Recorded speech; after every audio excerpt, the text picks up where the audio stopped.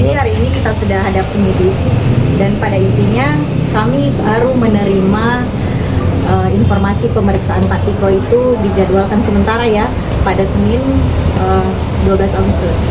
Jadi pemberitaan sebelumnya itu yang menyatakan bahwa Pak Tiko itu mangkir 2 kali panggilan itu tidak benar, tidak tepat juga. Ada beberapa media online yang menyatakan hal demikian. Seperti saya lihat ada di Tribun Medan, Tribun Tangerang ya, itu menyatakan Pak Tiko mangkir 2 kali panggilan. Faktanya itu tidak benar. Karena sebenarnya pasca kita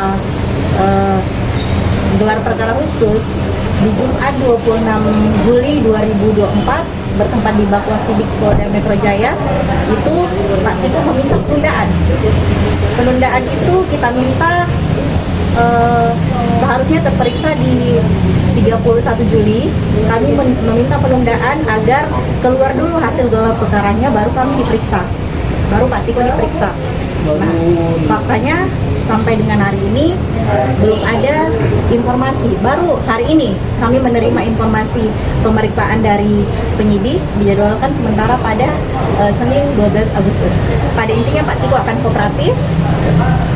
Jadi kami meminta tidak ada lagi berita-berita miring yang menyatakan bahwa Pak Tiko mangkir, karena itu tidak pernah terjadi, gitu ya. Oke, alasannya Pak Tiko tidak hadir pada pada pemeriksaan sebelumnya itu apa ya?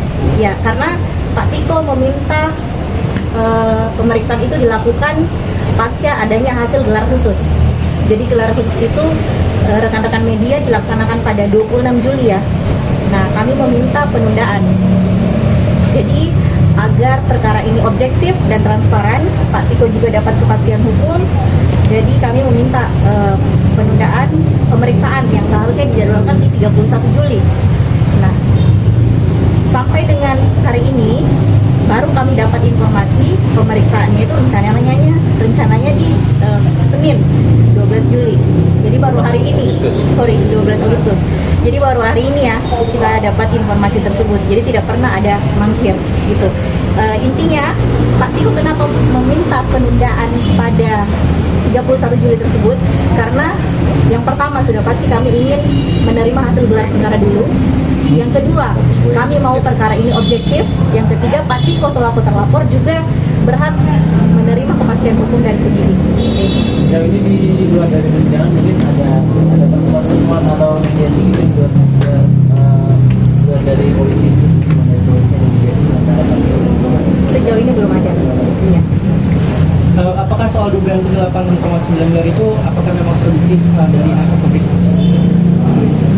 Oke, kalau seperti itu kami sudah paparkan itu digelar dan pada intinya kami optimis hasil gelarnya akan memberikan Pak Tiko kepastian hukum. Itu aja yang bisa saya sampaikan dan pasti hasil gelarnya itu objektif.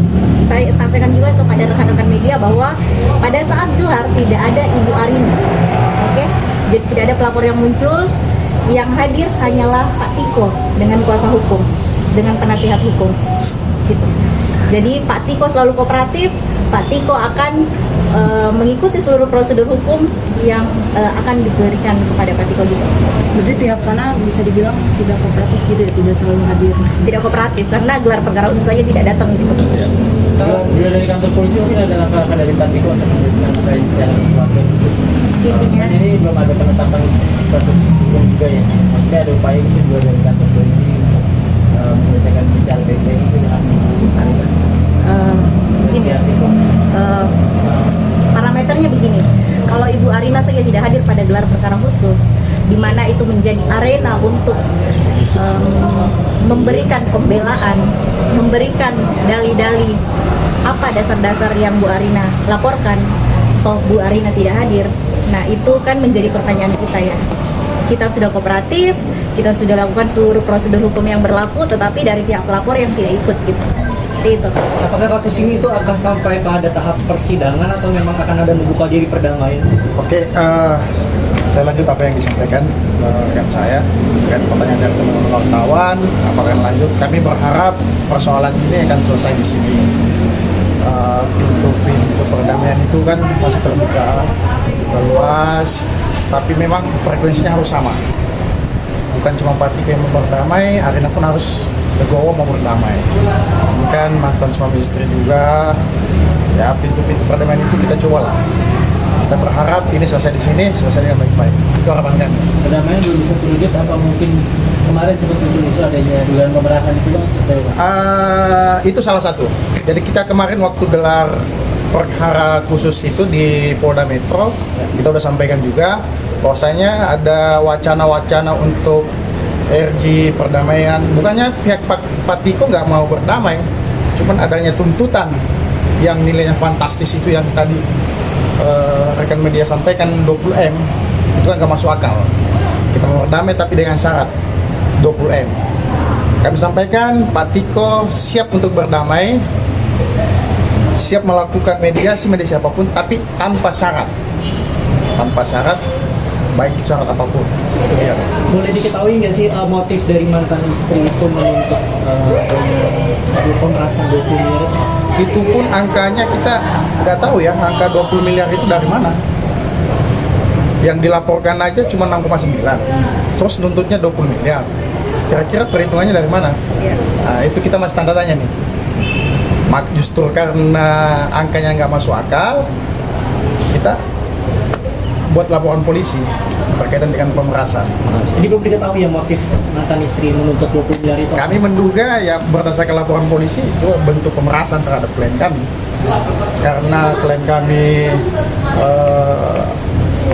jika ingin berdamai syaratnya 20 miliar itu.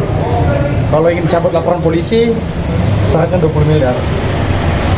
Bang, laporan yang di Polda itu udah ada perkembangannya bang, atau sudah ada yang diperiksa dari Yang mana? Yang di Polda bang? Yang di Polda. Yang tadi disebutin gitu, yang di Polda. Yang di Polda masih tahap mindik ya, kita belum tahu. Mungkin rekan-rekan media bisa tanya ke Polda langsung, prosesnya sudah sejauh mana. Nanti tanggal 12 Agustus apakah Tiko akan hadir pada pemeriksaan? Insya Allah hadir, pun kita kan belum terima surat nih. Informasi tadi waktu saya hadap ke penyidik, sampaikan masih suratnya belum turun. Kemungkinan hari ini atau besok suratnya diserahkan ke kami sebagai kuasa hukum atau dikirimkan ke kantor kami atau ke rumah Pak Tiko langsung. Seperti itu. Nanti yang Tiko buat berdamai hanya di hari aja bang, seperti apa bang? Kita tunggu gelar perkara khusus. Ya.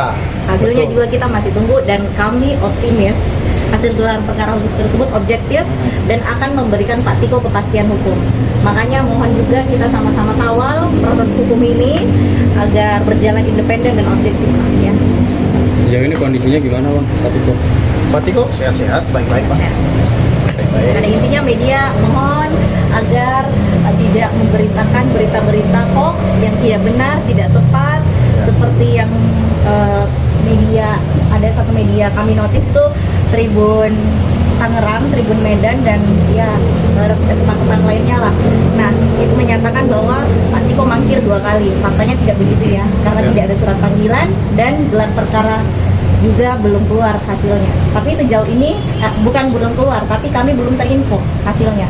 Tapi kami optimis hasil dari gelar perkara tersebut tentu objektif, transparan, dan akan memberikan Pak Tiko kepastian hukum. Ya, tapi mohon doanya. Boleh tahu nggak sih sejak adanya kasus ini apakah memang ada imbas atau dari dampak dari ke Tiko sendiri gitu, terhadap mungkin pekerjaannya atau mungkin kehidupannya seperti apa gitu, ada nggak kira-kira?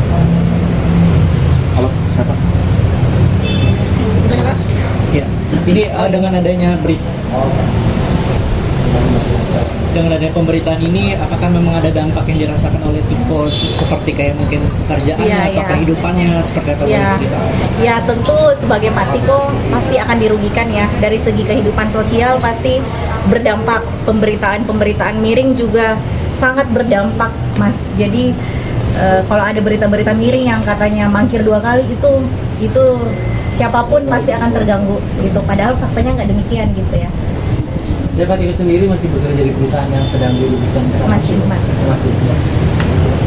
Rencananya pada pukul berapa nanti tanggal 12 Agustus akan digelar pemeriksaannya? Nanti diinformasikan, kami konfirmasi klien dulu. Tunjuk, Ben. Terima kasih.